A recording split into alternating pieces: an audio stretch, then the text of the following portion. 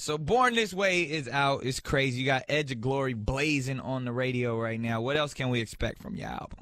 Well, just don't expect, because it's going to continue to be unexpected. And I am so inspired by the fans and so inspired by every single thing that they do and say.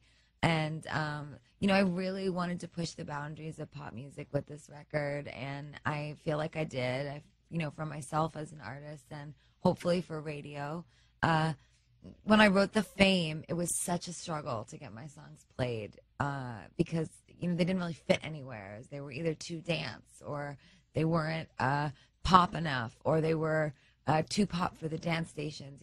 It was this real struggle. So I kind of wanted to recreate that struggle for myself with this record. I want to always be the underdog. I want to always be on the bottom, clawing my way to the top, because that's how I started out. I didn't start out as some girl who randomly decided to be a singer one day. I played clubs in New York City, and I waitressed, and I paid my own rent, and I worked so hard. And I sat in every executive's office and heard, no, I don't get it. And, I kind of wanted to do that again. I wanted to always, with every album, feel like me and my Brooklyn nails are crawling my ass all the way to the top. You know what? Every time I heard no, it just made me stronger. Right? Every single time I thought, I'll show you. And perseverance only makes the challenge of overcoming so much greater. And the victory on the end, now you being here is so incredible. And you are an inspiration to women all over the world to follow their dreams.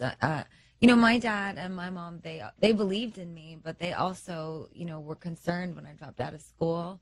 And it was a rough time in my life, but I never, ever gave up. And every person that told me no, I just internalized it and said, I'll show you. And I worked harder and harder and harder. And then here we are. And look at you now. On the shuttle train, which everybody takes to go across town, I see the whole entire thing is wrapped in Lady Gaga.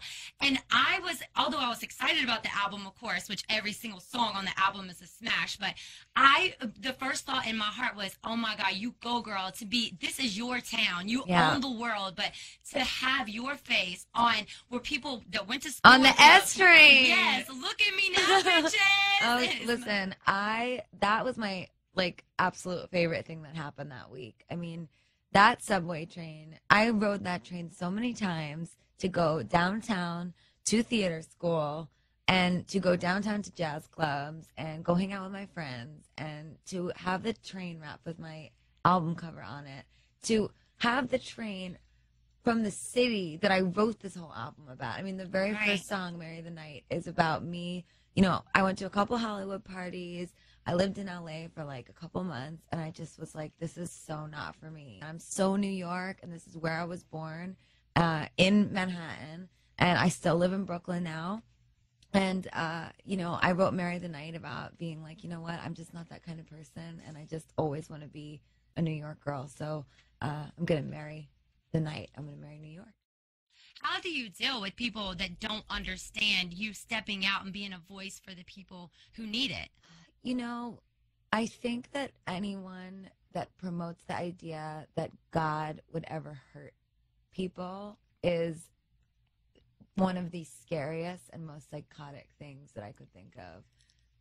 I'm a religious person, but I also really respect people that aren't religious, or maybe they're atheist or believe in a different God.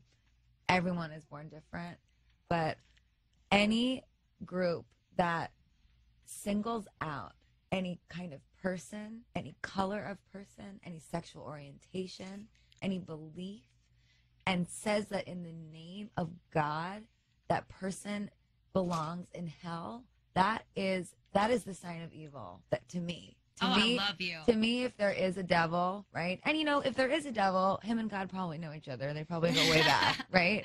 Right. And if there is one, that to me is the sign of a demon. It's I just don't believe. I believe so strongly in my heart that kindness is the future of all good things. And there is nothing